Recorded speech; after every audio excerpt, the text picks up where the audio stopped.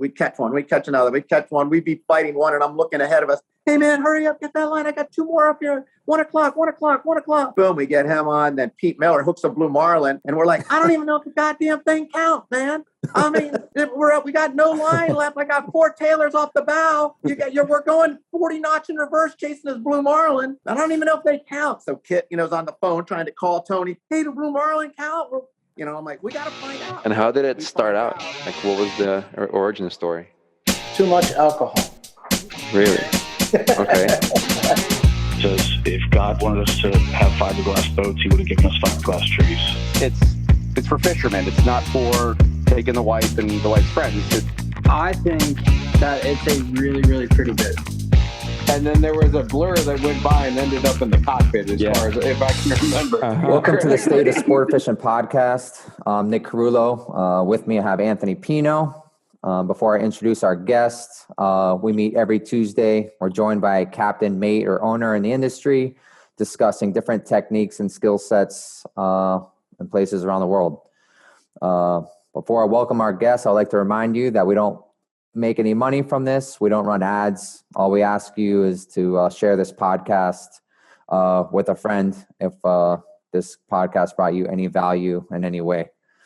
So with that said, let's welcome our guest, Quinten Dieterle, good friend of mine, legend, Miami legend, fished all over.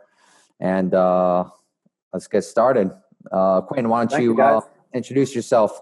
Yeah, my name's Captain Quinten Dieterle, Captain Q mostly called usually. Owner of the Cutting Edge Charter Boat on Key Biscayne. Been around here. I'm the oldest guy. I was the youngest guy like you at one point, but now I'm the oldest guy. So unfortunately, but that's just the way it is. And we run out of Key Biscayne charters, and then I run the Contender One boat for the tournament season, and I fish around the world a little bit with some of my friends. So we're doing it up. Awesome. Well, thanks for joining us. So talk to us about the Cutting Edge right now. When did you take over the Cutting Edge? Well, Cutting Edge is like a long story because I started out when I was a little kid, and I started out fishing. I can just kind of give you the rundown. Started out fishing with Captain John Dudas, Sr., back in the 70s, 75, 70 to about 79, and then part-time and stuff while I went to school, and learned a hell of a lot from him because at the time, I think probably to this day, he was like one of the best fishermen I've ever seen. And but he was tough, bro. He beat you up a little bit, but made you keep fishing. So a lot of years doing that. Fished out of his backyard on the 37 Enterprise out of Darien Bay. And he was a school teacher, so we'd work just weekends, but we were booked like 2 years in advance and fished it hard. And when he decided to go full time, we went over and ran a boat on Key Biscayne called the Indare, docked in the slip that the LNH is docked in right now. And we ran out of there for a couple of years. And then I went away to Florida State and went to school, came back, taught school for a year. And all through those years, I used to see these 45 Hatteras around. And I always said, damn, one day, boy, I'm going to get me a 45 Hatteras to run as a charter boat. And sure enough, after I started on a 45 Hatteras called the Triad, or 45 Viking, and it was a clunker, and it was tough to keep it running. And Neil Orange came to me and said, hey, you want to come in partners on the Cutting Edge with us? It was called the Sand Skipper then. I was like, yeah, man. I just literally saw that boat at the Sea Buoy like 4 days ago and was thinking how nice it would be to have a real fishing boat. So I jumped in, and 33 years later, here we are. Still going. Is that the same boat, Quinn? Same exact boat. I always like telling stories about how it got to be where it is. Because I got it, and Neil is working hard on another job and this job and probably 5 other jobs at the same time. So it was tough to get the boat the way we wanted it, but we just kept picking at it. And over the years, we've rebuilt almost every part of it: new motors, new wiring, new generators, new decks, pretty much everything you could change on it, except for the tower, which is still a Rybovich original. So I never really wanted to change that. I thought it was just part of the classic part of the boat. And, so it's the same boat, but it's an old shell with a bunch of new stuff in it. And, Ray Marine gives us a lot of the electronics, so we're loaded up with the coolest stuff you can get. And, I work with Penn, so they're keeping us with fresh stuff all the time. And, so Cutting edge, still going. Fresh paint job on it recently, right? Yeah, we did a wrap on it. We're getting ready to paint the whole boat again. I was telling you earlier is that I'm working on my bait boat now that I built 30 years ago in my backyard. And finally, after just 30 years of fishing in every kind of condition, it just got so beat up and the tank started to corrode out. So we're changing the tank and getting that ready. As soon as I finish doing that, I'm going to jump on the cutting edge, and hopefully by the end of November, start of our sailfish season, we'll be ready to roll. It's a long journey. Yeah. Yeah. That's a huge commitment, Quinten. Like I mean, I guess it was always your dream to do that, but like, what steps did you have to take to actually like just did Neil just call you one day and it's like, man, we need a partner, and you were just like, fuck it, I'm doing it, or was it more thought out than that? Well, it's like I was always good friends with Brett Dudas, and him and I did a lot of fishing together. And him and I were like, hey, man, we're going to get a boat together. But John Dudas Sr. wanted no part of that because he was ready to retire. And he was like, hey, I need Brett to help me. So I said, hey, I get it. No big deal. And Neil came to me and said, hey, I need a partner in this. There was 3 guys. And I brought my clients that I had on the triad over and what he had. And then Ben McMecken, who is a super cool guy, he was a partner. And we started it out after a couple of years. I bought Ben out and then Neil out, and then it's kind of been me now for a while. Nice. How old are you? Yeah, he just came right to me, man, and he's told me, and I was like, are you kidding me? I'll still remember the first day I got on the boat, he was going to show it to me. He's like, let me clean it up a little in the engine room with the hose. And he walks through the salon and drops the hose. The nozzle goes off. It was like a sprinkler inside the salon. I'm like, oh my God, this is a really cool introduction, man. This reminds me of my 18 Seacraft and getting soaking wet here. Yeah. It's hard to believe that was like 30 years ago, but yeah. So how old are you when you teamed up with Neil on that? Like about 30, 31. Nice. Yeah. Wow. I worked with John Dudas so long, just part-time here and there. And then when I went away to Florida State and I came back, then I was doing part-time stuff with the great late Frank Godwin.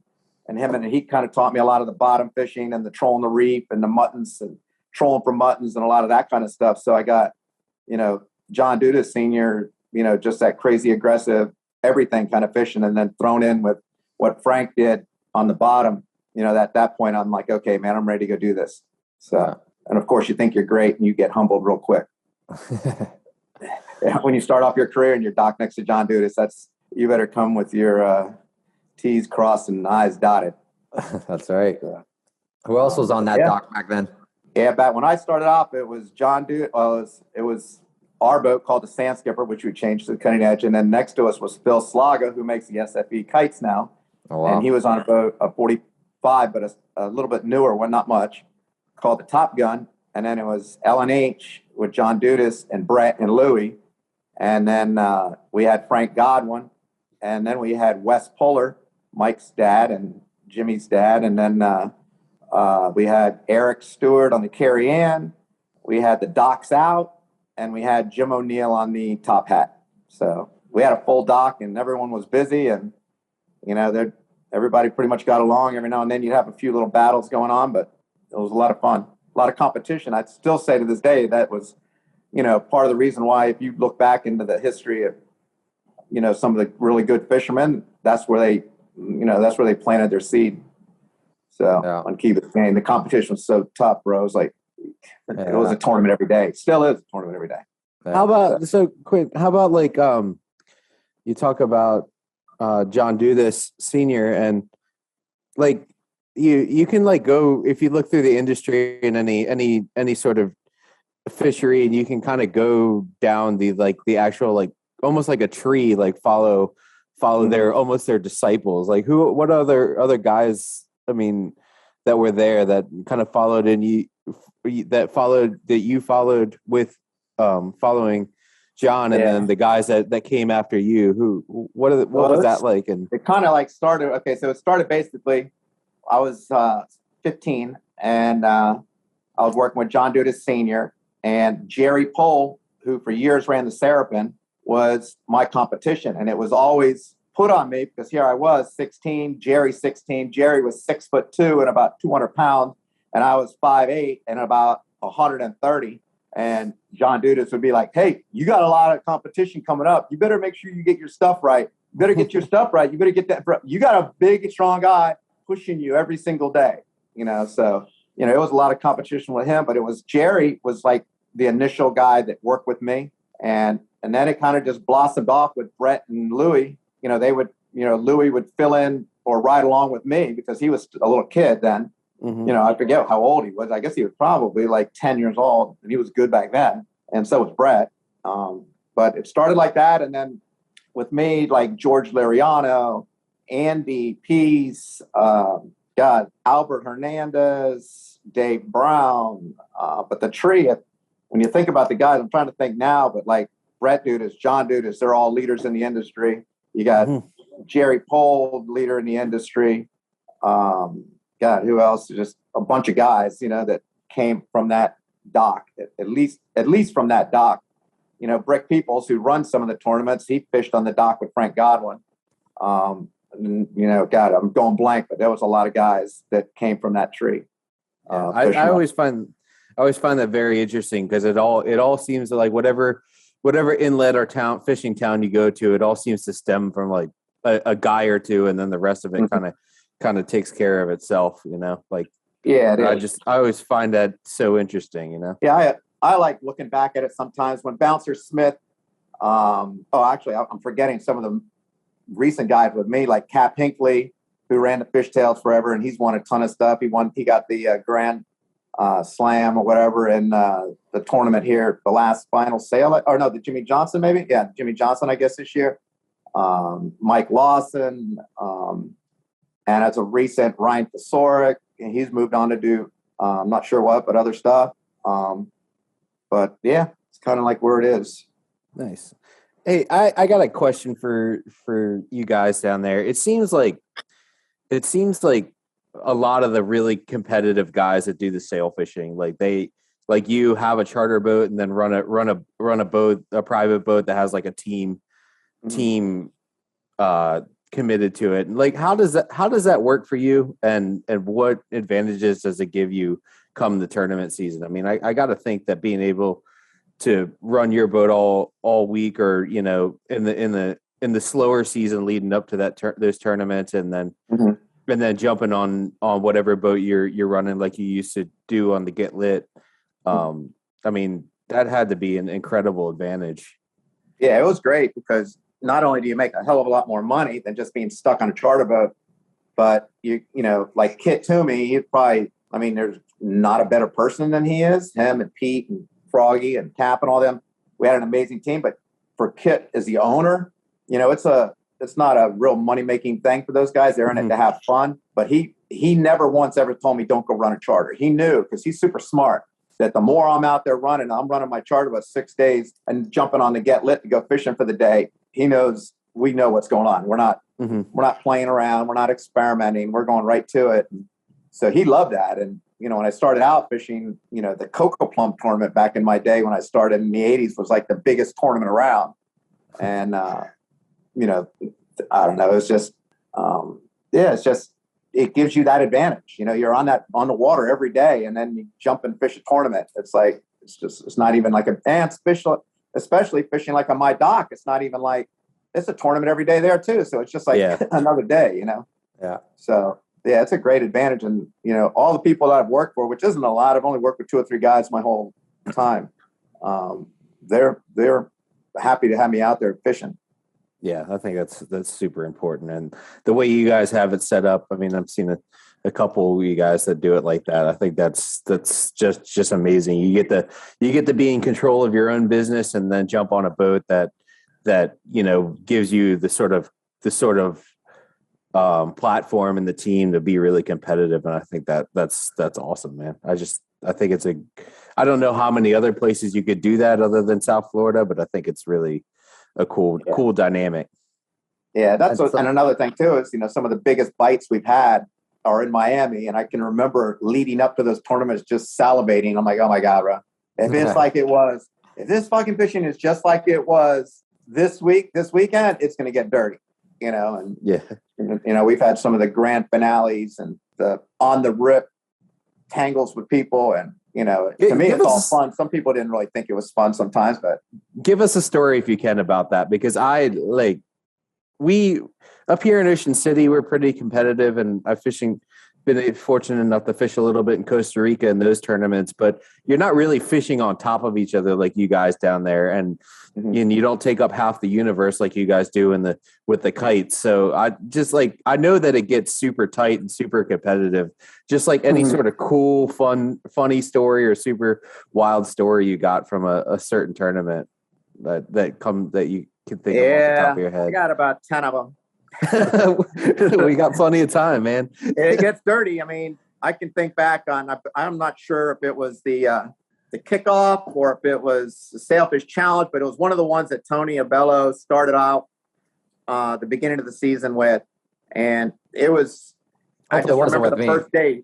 Huh? I said, hopefully it wasn't with me. No. It was actually with Louis. He'd probably still want to shoot me for it.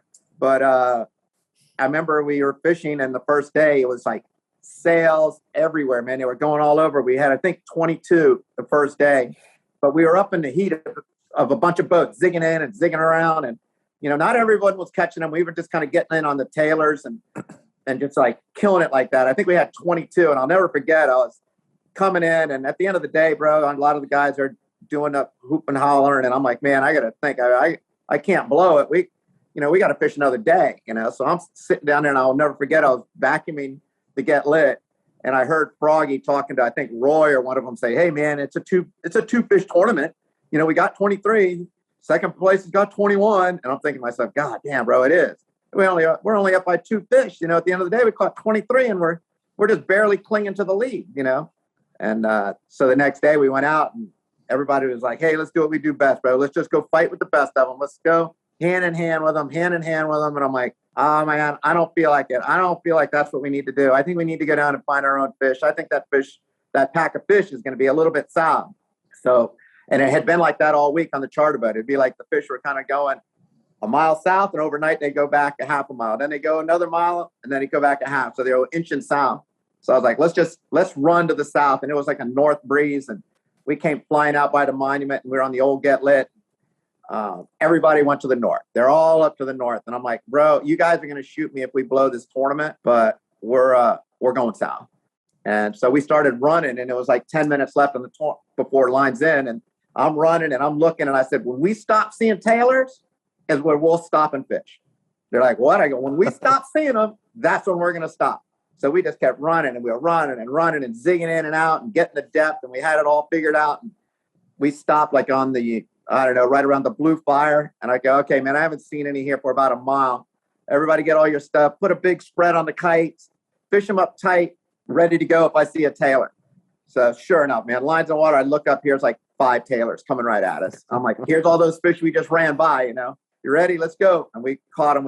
We'd catch one. We'd catch another. We'd catch one. We'd be fighting one, and I'm looking ahead of us. Hey, man, hurry up. Get that line. I got 2 more up here. 1 o'clock. Boom, we get him on. Then Pete Miller hooks a blue marlin. And we're like, I don't even know if the goddamn thing counts, man. I mean, we're up. We got no line left. I got 4 tailors off the bow. We're going 40 knots in reverse chasing this blue marlin. I don't even know if they count. So Kit, is on the phone trying to call Tony. Hey, the blue marlin count? I'm like, we got to find out. So he finds out, and he goes, yeah, they count. And we go, all right, let's go. So we turn the bow south, and we chase them down and forward, spin around, get the release. I swear we didn't just, as soon as we got the release, I look, and here comes like 4 more tailors. I'm like, oh my God. And we end up to where it's like, the wind starts coming around to the east. And I'm like, oh my God. And I remember someone on Louis' boat wound up, called one of our guys downstairs or something. We can't buy a bite. And I'm thinking, at the time, that was like who I was the most worried about, because he has these ways of just catching up, And I'm like, okay, bro, we're up by like 9 fish. And it's like 2 o'clock, 2:30. And I'm like, bro, we can't slack. We got to keep going, man. Keep going. Pete just never misses fish. Kit never misses fish. We end up missing like 7 fish. I'm like, how the hell are we missing 7 fish, man?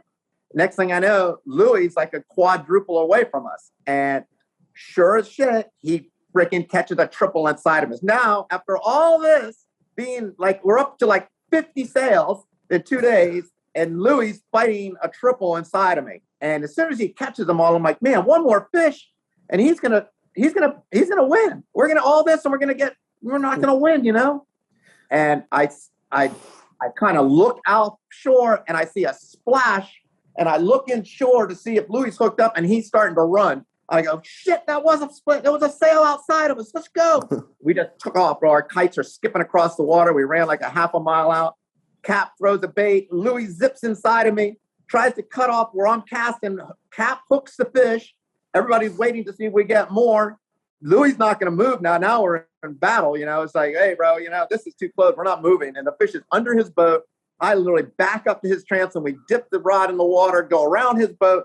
Cap catches the fish, and we set up the kites one more time. We catch one, he catches one, and we end up winning the tournament like 51 sails in a blue to 50 sails. Oh my gosh. And he was just like so mad, bro. He was ready to kill me. Everyone's like, stay away from Louis, bro. He's going to kill you. I'm like, hey, man, it's all battle, But that's just one of them. And up in Palm Beach, when we had 59, we were it was so much fun. It was just one sail after another. Was that the Silver Sailfish Derby? Yeah, the Derby.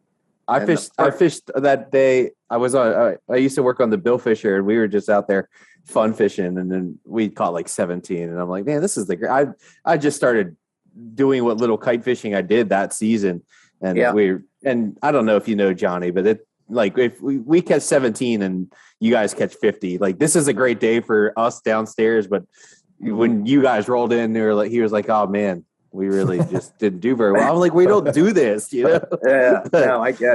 That was an incredible fishing, and that was the display that you guys put on. You and I think it was the Sandman did really well that tournament too, and maybe the Miss Annie.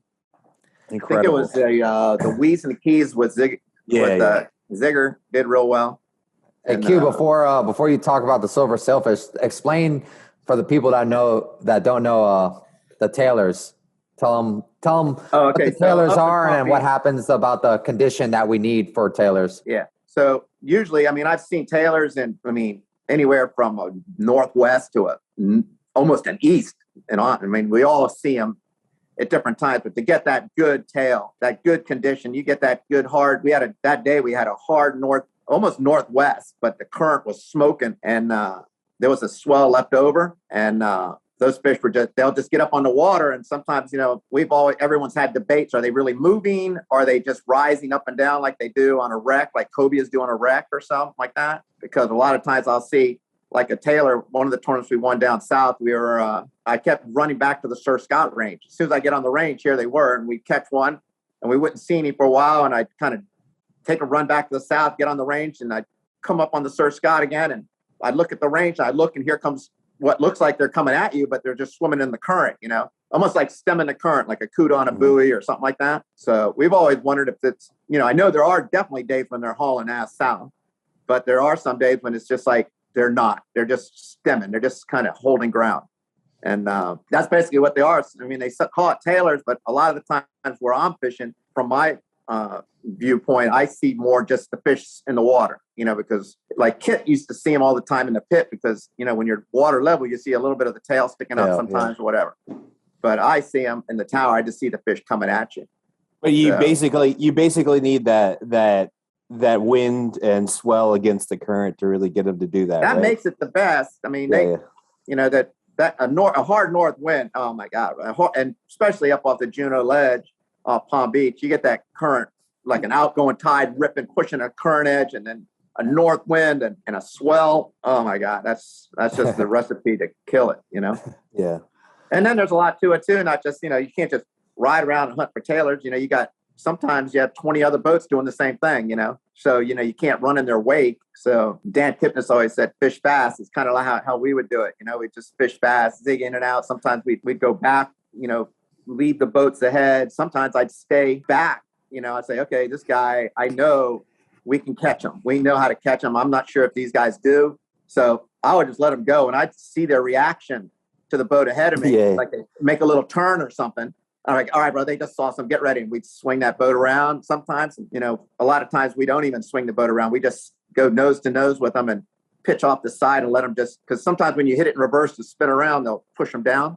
So a lot of times we'll see them coming and we're just like stem right at them, and they just go right at the boat, right by it, and they'll pick up the baits off the side, And so we did that. That's the year we had 59 in the 3-day tournament there. We were watching the trolling boats. and I'd see the trolling boats take the turn every time they'd have a bite, and I'd slide out and, you know, I never got in their way because they're trolling, but I would react to their reactions, and that made it like for a really amazing day of fishing. They were tailing in that tournament.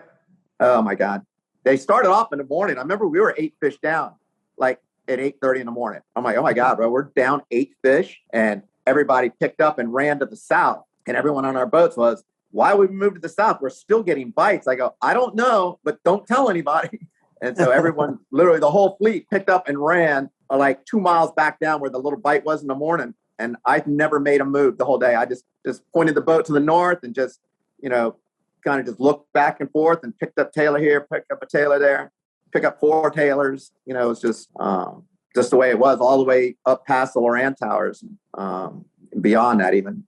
How many bites do you think you had in that tournament? I think we caught almost every fish. I think we might have missed 3.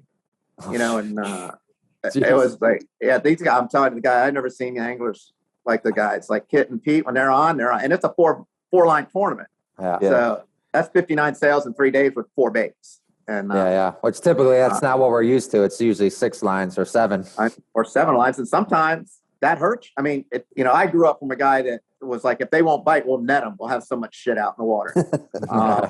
But, you know, sometimes when you only have 4 or 5 bait or 4 baits out, you could make a really fast, cool move and get on some fish that you can't do when you have 7 lines out. You know, especially if you have a limited number of crew members. If you have a guy for every rod, you can still make it happen. But remember, with 2 baits on each kite, your kite's in closer generally. You know, you can do a lot of, you know, running to fish. You know, like on an east wind, you can run south with all your baits out. You know how to do it. No one think Nick's figured that out. I watched you long enough do it. I remember we were swinging some baits over each other in one of the tournaments here a few years ago. Yeah. At the very end, you won, you got us by 2 at the end. God damn it! But on that, Quint, what's it like seeing a kid like Nick come up, and, you know, I mean, I'm sure you've known him for a lot longer than just when he's been running the boats that he's done. Like, I mean, how's it feel for, you know, the older guys? I mean, I think you're received differently by different people, you know, but I love to see the younger guys doing good, and Nick has taken it to that level to now where he's like winning a lot of stuff. And I'm happy for him. I'm happy for all his guys that work with him. He's got like super great guys with him. You know, I mean, all that whole team he has put together are good guys. You know, I like them all. There's not like one, you can't single out one person that's a bad guy that I know. And I'm happy for those guys. I'm glad to see that, you know, someone has that internal fortitude to keep pounding away when sometimes it looks like it's not going to happen, you know. But he's done great. I think I met Nick the first time. God damn, it had to be when I first started on the Get Lit. I don't even know what year that was. Probably 16 years ago. Oh yeah. So when you were just with, I think you had left Ray, and you were, or maybe with Ray still. Yeah. I can't remember. Maybe I don't remember. I was still with Ray. Yeah. Yeah. So but you know, you went with Yellowfin, right? With Tito and them or something a little bit, maybe, or I forget. Yeah. High Standards with Frankie.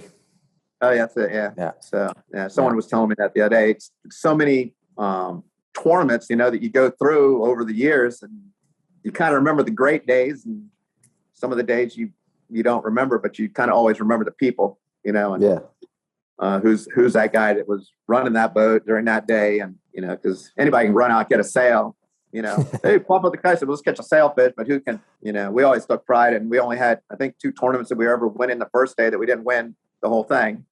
But it was just staying so focused and just like never taking no for an answer, fish to the last second, like that one I was telling you about earlier. That was just like one of those tournaments that at the end of the day, you're like, oh my God, just shoot me. You know, it's just so stressful. How's that work for you, Nick, when you're coming up and you start running a boat, and then you start like, you see the guys you've always looked up to, and now they're almost adversaries. What do you make that in your head? Do you just want to go out there and like just be like, I want to be just respected by the guys and fish next to them, or do you want to like actually go out there and just fucking try to embarrass them?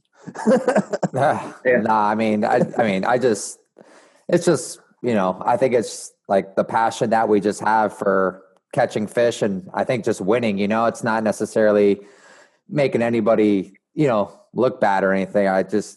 But like, do you like? I mean, you look at somebody like Quint or some of the other guys that do well. Do you like? You're just like, I gotta fucking find a way to get up there with those guys. You know? Always. Since I was a little kid, I mean, I remember being out there with my dad on our like 20-foot boat and watching.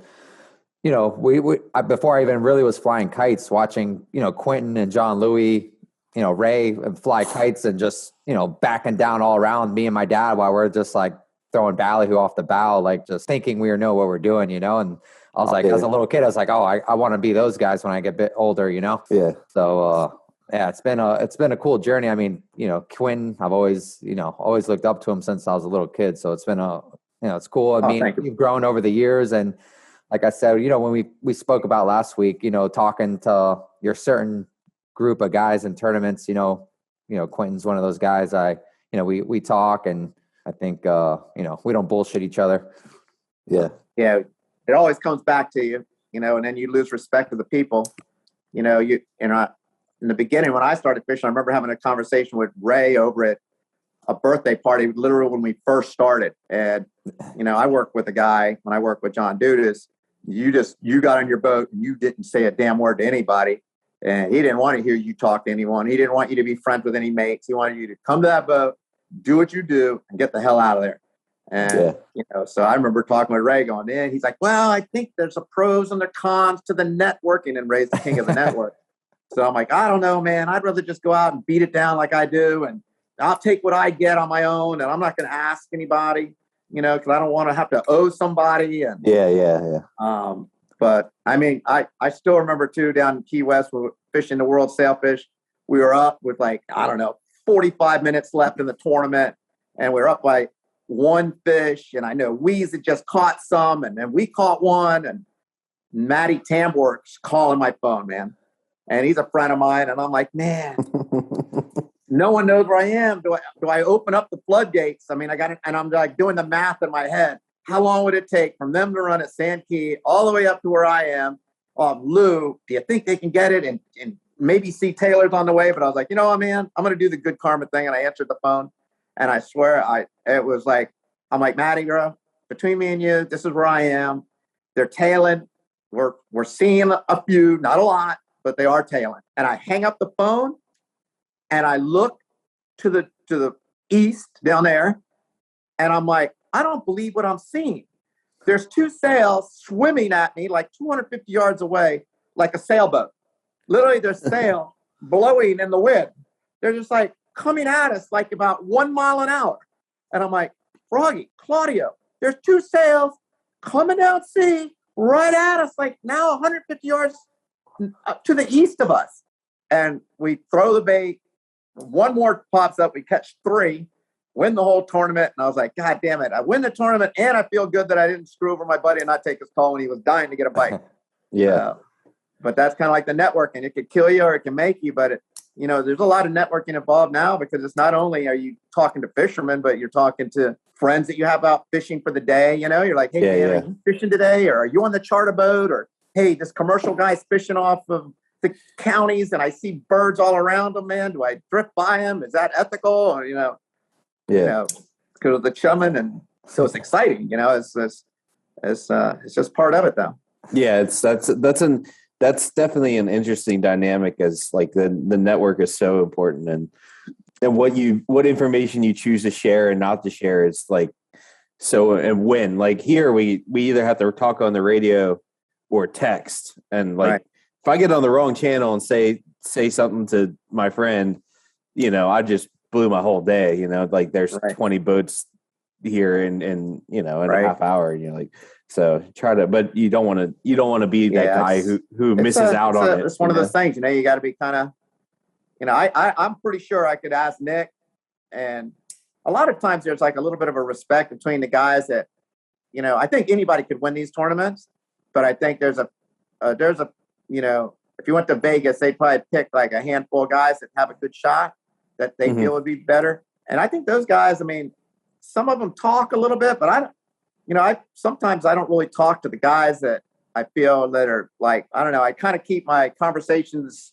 to a minimum, but when I do, it's like, I'm like cautious who I tell stuff to because, Yeah. I could catch 2 or 3 sails and go, hey, Nick, bro, we caught 2 or 3 sails up here off Juneau and they're tailing up here in 80 feet of water. And in 2 seconds, I look back and here comes the showtime and they're sitting right there and they got great fishermen on the boat. And then you blow your cover. But if someone does ask me, I always tell them, it's this is what I'm at, bro. I'm not lying to you. And I don't turn my phone off and my battery didn't die. And, I don't know what happened or all that, I remember the tournament you were at Fowey. I think it was in like one of the JJs, and JC was at Conch, just railing him at Conch, and Quinten's up at Fowey, and which is how many miles is that? I don't know, but when I called, JC had called me and he said, hey, is anybody catching them around you? And I'm like, no, not really. I think Wee's just caught one. What have you done? And it was this long, quiet pause. And I knew he had some fish, but on the, you're on the Contender or the little boat and the wind was blowing. I wasn't sure. And it was rough that day, remember? Yeah. And he goes, oh, we caught like 6 or 7. I go, so what does the water look like? He goes, it's like 3 knots of current, purple water. I looked at Joe Niebuhr and I said, purple water, 3 knots of current off Conch with a northeast breeze. That's like every ingredient you need. And I said, how fast can you get us there? And he goes, reel them out, boys. And I said, here, run the boat, Joe, because he can run that thing better than anyone. And he punched that thing down there. And we flew to Conch. And it was, we hit some waves coming off the reef. I thought, oh my God, bro.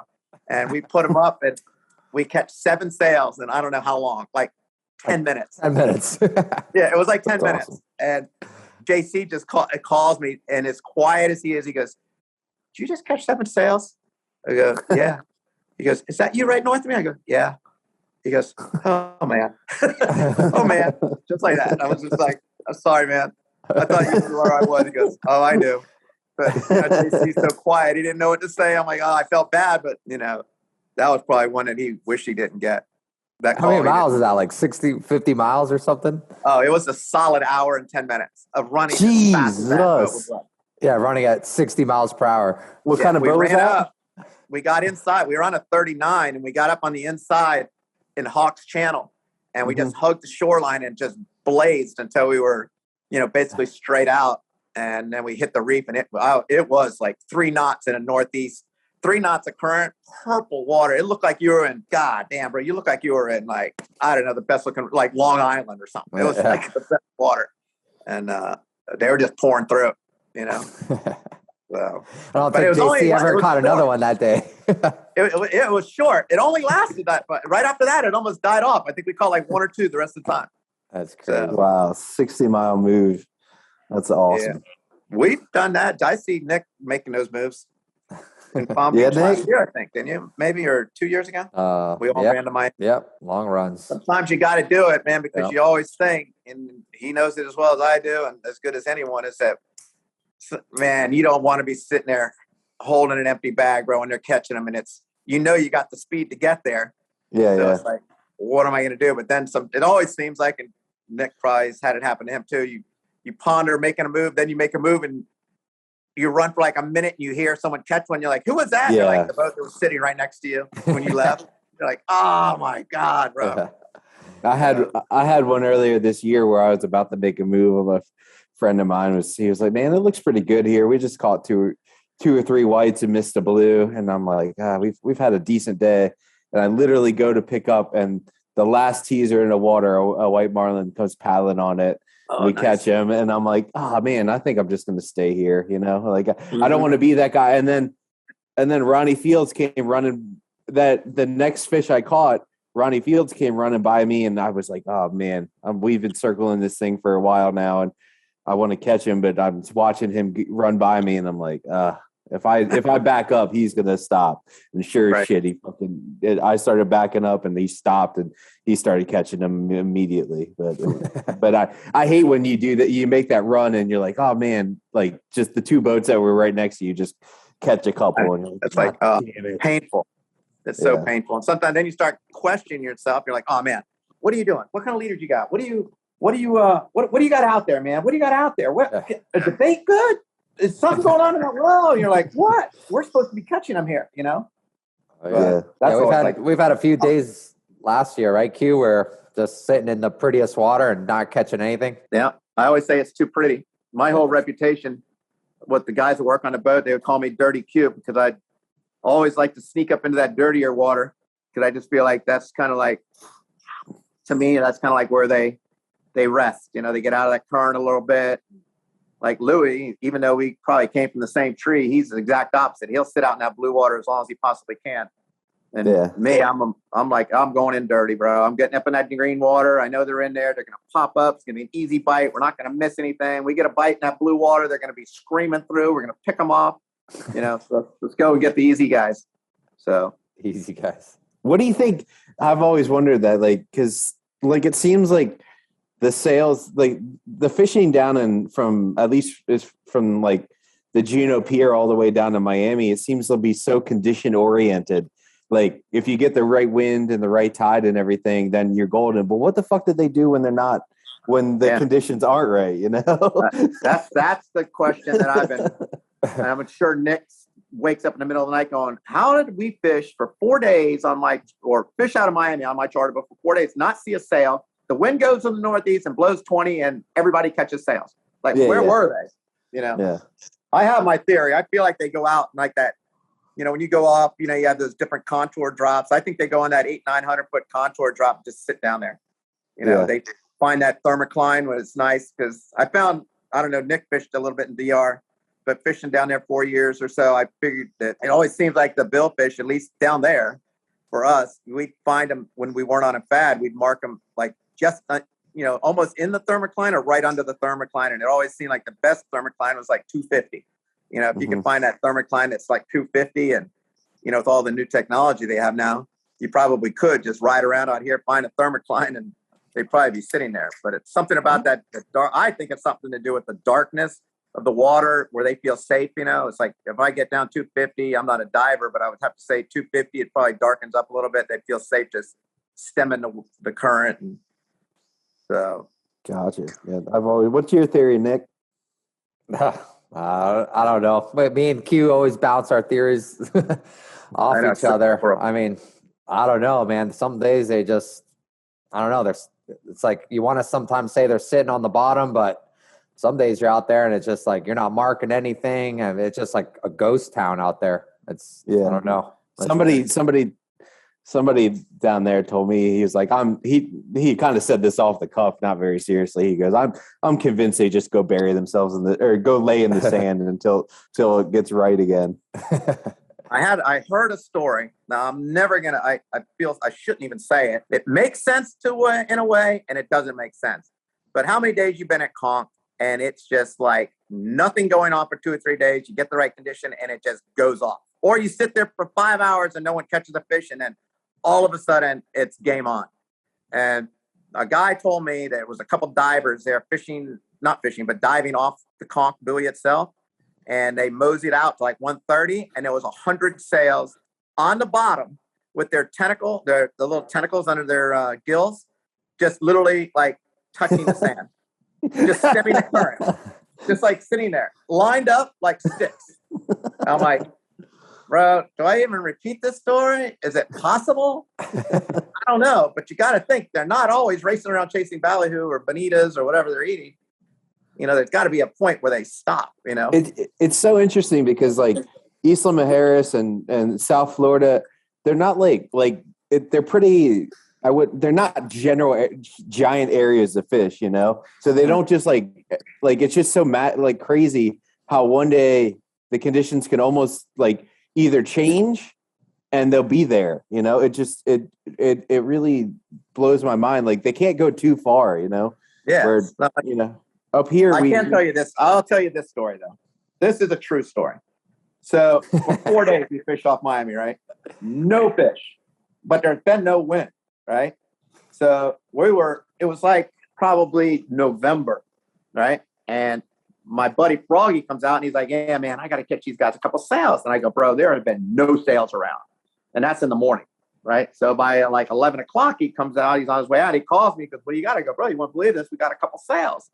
He's like, "God damn, there was no sales around." I go, "I know, but I didn't catch them on the edge. I caught them all offshore on free jumpers."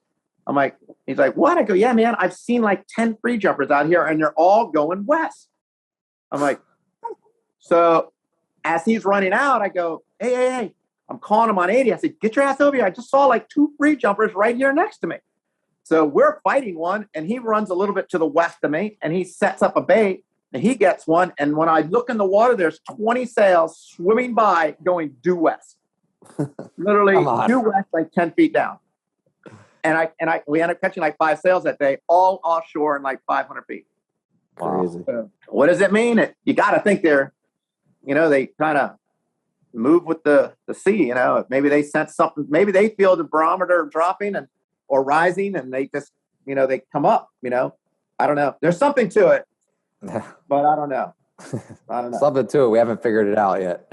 Yeah. No, but I keep trying. I went on to get lit one day, and we were going with me and Kit in the tower. We were just shooting the breeze. It was slick mirror, flat calm.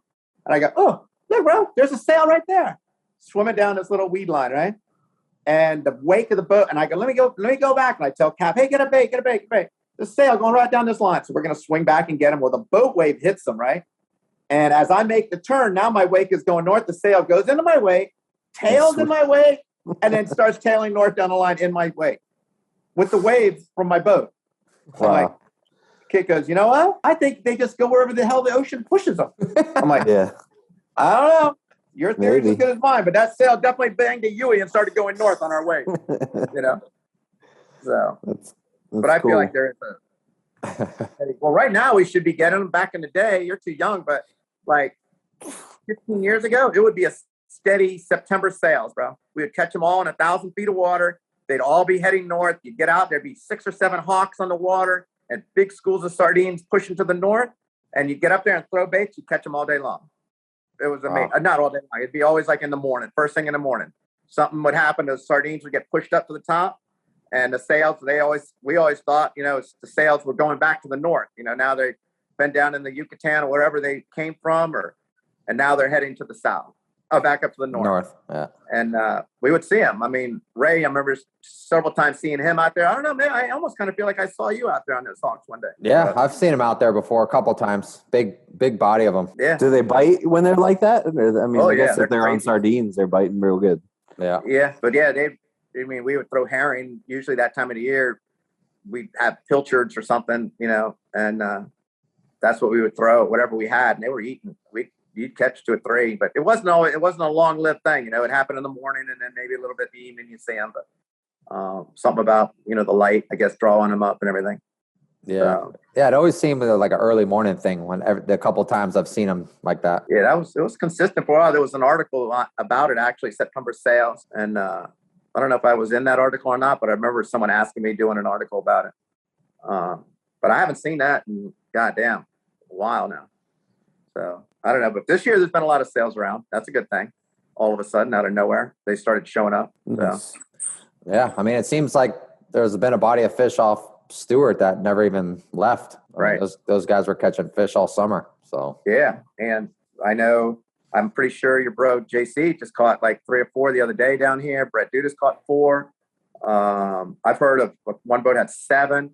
So there's been some fish down by the Sir Scott, and I think nobody's fished up north. But if they had the condition, I would probably think they'd be up there on the counties too. Yeah. I don't know how long it'll last, but I remember last November we had some great fishing during that Miami Billfish tournament, whatever, with all shower and valleys everywhere. yeah, Funny thing about last year is I remember coming in from offshore one day. We were like typical dead fishing, this time of the year. And I was riding in, and I'm like, God damn, man. I've been going for a mile and I haven't stopped seeing ballyhoo. It's just like offshore, these ballyhoo just swimming west. I'm like, they're literally the whole ocean from like 400 feet in is just solid ballyhoo. And that ended up being our best. That's the best I can remember the sailfishing in November in a long time. yeah. Last year. Can you, when you start to see that as you guys' season kind of gets into its swing, can you kind of get a gist of it, whether it's going to be a good season along the way, or do you think that it just kind of whatever the ocean's going to give you, you know? I don't know how Nick feels about it, but I don't know. I mean, I feel like a couple of times I've thought it was going to be a great year. It wasn't a great year. So, yeah, so it is. That's the way. Like this dolphin season was really bad, and I remember in the beginning of the year, when the season basically should have started, we were like, "This is going to be a great dolphin year," and then it ends up being like our worst dolphin year ever that I can remember. We've had no dolphins all the way up here, Quint. I have no idea why that is. Like typically this time of year, you know, we haven't had that much grass either come in on the big eddies that we watch, and they pull water off the Gulf Stream, and we haven't, like, typically we just get annoyed by dolphins over the course of the day, and we just have not had that. And I find that very interesting that you say that. But don't you guys have some long line guys that do long lining up that way?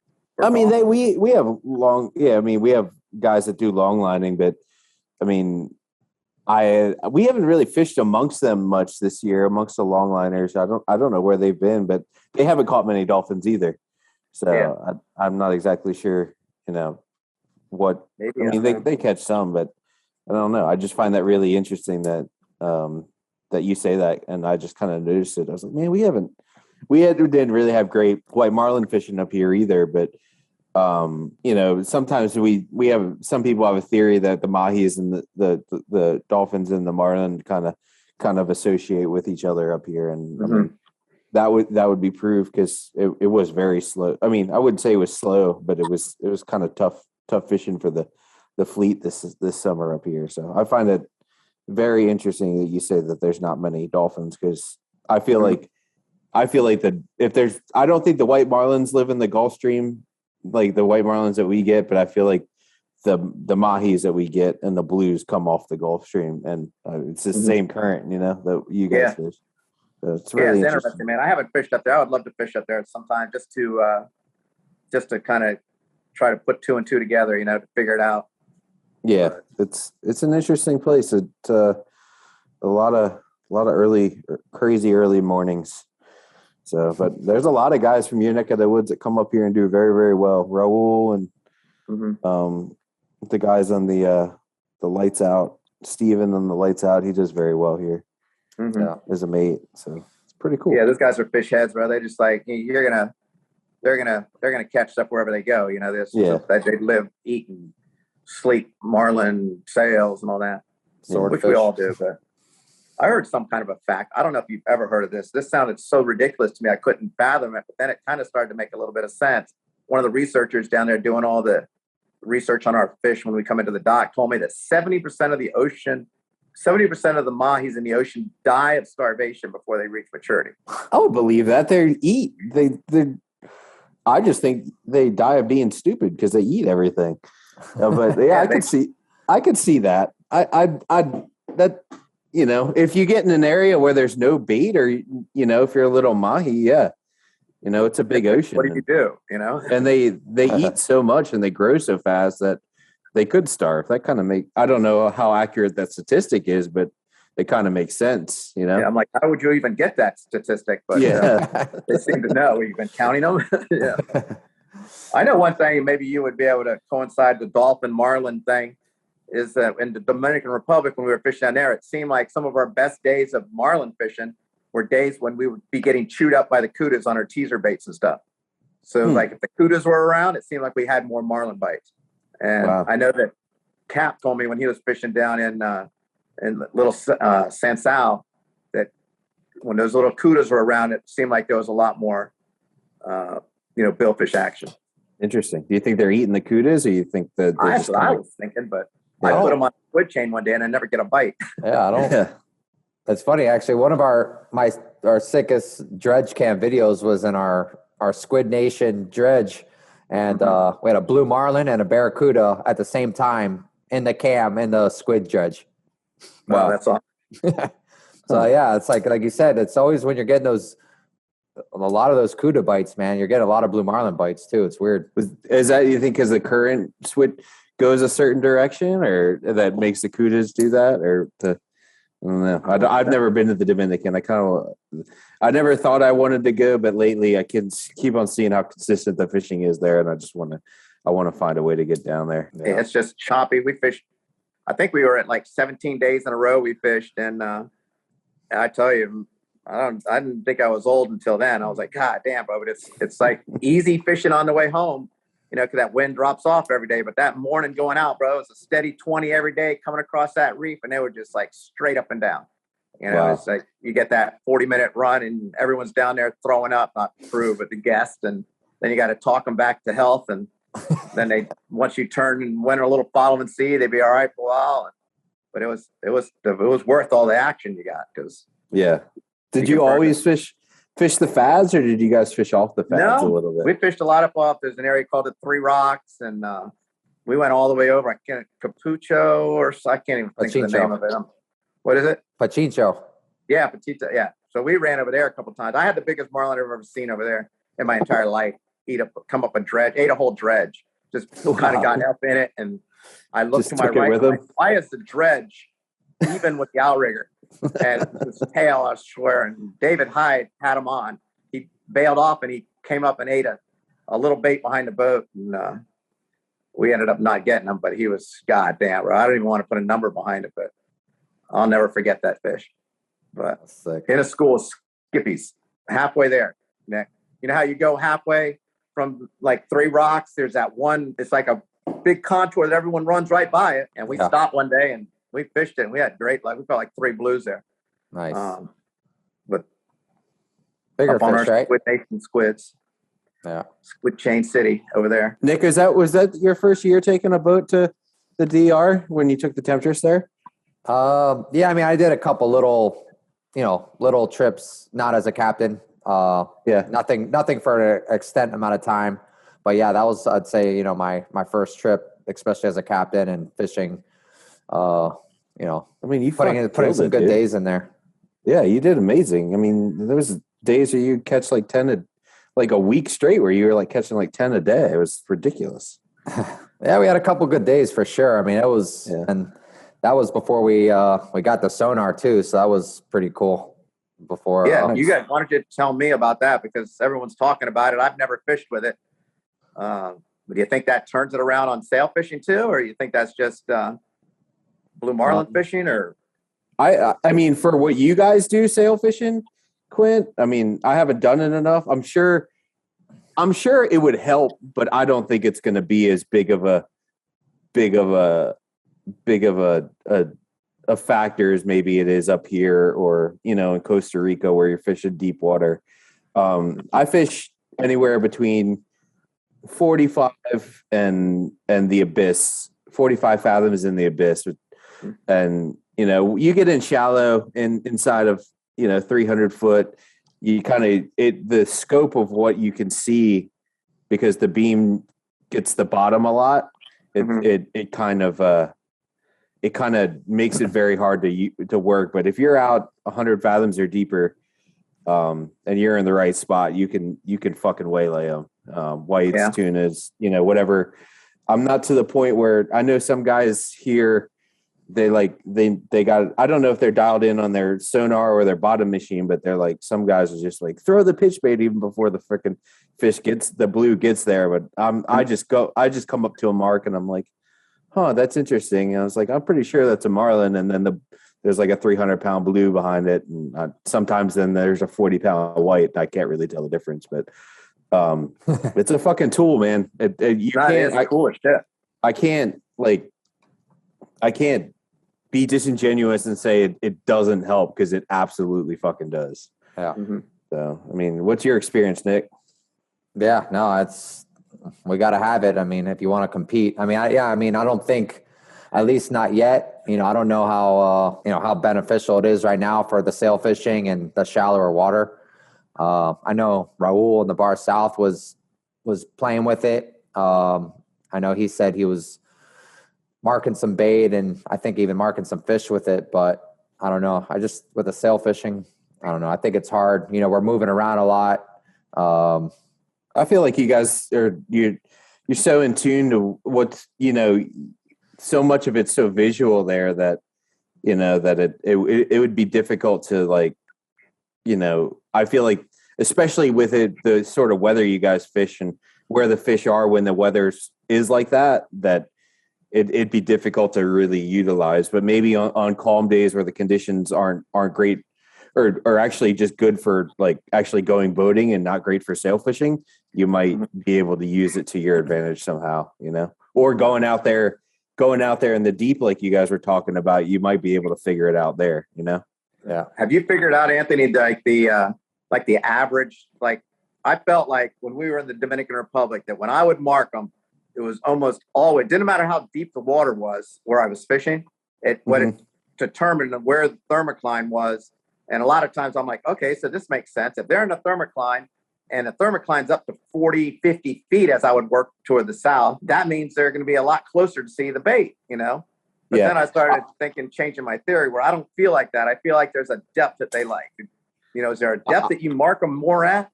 I definitely feel like when I'm marking them good with the sonar and my bottom machine, they're anywhere between 80 and 150 feet down. Like I feel like that's where, and when I do get close to one or drive over one and mark it really good on my bottom machine, they're coming, 100, 120 feet. I've had a couple when I know that I find it very interesting that down in the DR, you're not the first person that said, oh yeah, I got a bite from a fish, 250 feet down. Like I would never expect to see that fish, So, yeah. But I definitely find that it works better. And as far as the thermocline goes, like I feel like I've been in areas where this year or a couple of years ago, an older captain that'd been fishing here for a long, long time, he was like, man, I never catch anything when the thermocline's up in 40 to 60 to 40 foot. And I just kept that in the back of my head. And now, like, if I fish an area and the thermocline's like that shallow, I'll move because I don't feel like I'm going to get a bite. And then when I find an area that it does dip down to 100, 150 foot, I feel like I'm like, oh, look, there's a mark and here it comes, Right. So it was definitely 250 down there. When that between 2 and 250 that was like magic. It was like, that's where they're going. If I could find the fads that were in that, when I was fishing the rocks, I don't know about like fishing the rocks and stuff, but fishing the fads, you find the fads that thermocline was riding 200 to 220, 240. You'd get them. And I have some that literally like, you see the fish is like at this the angle. mark up coming after you. Yeah. It's like, he's coming. Watch out. That is super interesting. I don't get a lot of marks like that. I mean, I've had a couple, but I think DR is the only place you really see a lot of marks. Well, you're always on standby. I think it's so good because you're going by a fad, so you're really paying a close attention to what you're looking at on the sonar or whatever. Yeah. And you're like, okay, so if I'm going to mark them, it's going to be a good chance it's going to be here. Oh shit, they're here. Watch the baits, bro. Oh shit, and it's so quick. It's like, because by the time the sounder marks the spot, you see the spot. Those things are coming 40 miles an hour, whatever they swim straight to the boat. And they're on it. I've heard that those things are like the fastest, most like aggressive. They're not always big down there, but they seem like they're just angry and aggressive, and they're just fucking coming. My uncle said he's like they're angry. Yeah, my uncle's been all over the world and caught blues everywhere, and he's like they don't make them like that like they do in the Dominican when it comes to just the sheer speed that they fucking fly in there with. I think too down there there's not as much current. I haven't fished a lot of other places like Costa Rica. I don't think there's current either, but down in Dominican, there's not basically that much current very often. There is out on the rocks. There it's kicking ass. But up like, what is it called? I forget what it's called, that area, but where the fads are, there wasn't that much current. You go by the fad, it's barely moving. So those fish are fully energized, plus they're eating probably anything they want. Our mate, Froggy, jumped in the water and sat on a fad, went down. He stays down like 18 minutes, but he sat down there on one of the fad and just watched. He said it was like the Seaquarium, bro. Everything is in still motion. Nothing is moving. Everything is just like hovering in space. And when the boat goes by, the whole fad, every baiter on that fad races to the boat about 100 feet away. And then they all race right back and they go back into still motion again. It was super cool. He said it was a cool thing. We even took a GoPro and we went down 50 feet and tied it to the rope and came back and got it later in the day. But we didn't see any marlin, but it was just cool watching how all the bonitas and the skippies and little blackfins and little sharks and mahis all just kind of hang there, Yeah, that's really interesting, man. It really that's was cool. the coolest thing I've ever done, I think. Cool to know. That's really interesting because I feel like I've done that where like bonita, I'll troll over a thing of bonitas and I won't see them, but I know they're just back there following the boat. Yeah. They're coming, they're and hot. you like jig a bait or you just like pull the dredges up and it's like bang, they're there. I do that with tunas a lot. Big yellowfins up here. You'll be like, man, I just marked a giant school of yellowfins, and then I'm like, hey, I'll just like drop the teaser back and then wind it back up and it just get crushed, and then next thing you know, everything's destroyed. Right. It's crazy. A lot of crazy things go on down there. Yeah, it's so I got to make it down there, man. I feel like it's such an interesting place. When I think about it, I'm like, oh, as a captain, I don't know how much I enjoy just going by the fads, but getting bites is getting bites, and I'm sure there's a trick to getting bites so you can try to maximize your opportunities on the fads too. Mm-hmm. Yeah. Oh yeah. And it's actually for a captain, fishing the fads. It's not as, it's not as easy as it sounds. I mean, obviously, you're fishing around a buoy, but at the same time, it's rough as shit. And then you have to make sure you're not going to, catch your teaser line in the fad. And then, going into a turn, you got typically, at least, when we were there last year, I mean, typically, you're not just seeing one fish, you're seeing multiple and, trying to get a hook on the other fish. So it's a lot going on. Yeah. Especially when you get 2 or 3 up on the baits at one time and they're eating the teeth. You can't pay attention to where the boat's going because you're coming up on the fad and you're pulling a teaser by hand as fast as you can, and you look down and there goes the fad right by you. Like, oh shit. Yeah, you pull your left teaser and your one's coming on your left teaser and you look and the right teaser is ripping line. You're like, fuck. Yeah. And ripping the outrigger off. We did that. I said, Cab, how's that drag set? We put a long range out without a squid, just a long range lure out, and we ran it off an 80, little stubby 80. And I go, yeah, he's up on that fucking long range. He's like, I'm gonna get it away. And he starts trying to reel it away. The thing plows on it, the drag's locked up. All of a sudden I hear the whole outrigger comes down. I'm like, oh no. And I was like, oh boy, we're in trouble. But luckily we had our boy Kelly on the boat. He disassembled that thing. We tied it to the hard top and we were back fishing in like 10 minutes. Oh, that's awesome. Yeah, it was crazy. Crazy times. That's sick. Damn. All right. Anybody got any else? I got nothing. Thank you very much, Quint. That was super enjoyable. I love learning about the Miami scene, man. I think the competitiveness down there is super cool, and just you guys, I just think it's a cool scene, and I like learning about it. So thank you guys. You got it. It was nice talking with you, and maybe one day I'll see you up there in the promised land. Hopefully when you come, it's the promised land and not like it was this year. So, but yeah, if you guys ever want flying behind boats, darn. Yeah, it can be very good. You got to earn it like any other fishery. You got to fucking earn it. And we earn it by waking up at some ungodly hour and running 60, 70, 80 miles. But that's just what we do up here. And I think it's insane the sort of fishing sort of weather that you guys go fishing in down there in Miami. Yeah, but it's crazy. But yeah, that's what we do. Man. Yeah, man. Awesome. Exactly. All right. And anybody watching, you guys have any questions, send them over to podcast@billfish.site. We want to thank Quinten. If you guys ever want to fish in South Florida, Quinten's your guy. Cutting Edge Charters. Look him up. You got it. Thank you, guys. Thank you. Thank you, sir. We'll see you in the season opener there, Nick. Yeah. See you soon. Start catching. Get that big boat ready for you. All right, bro. All right, guys. With you guys. All right.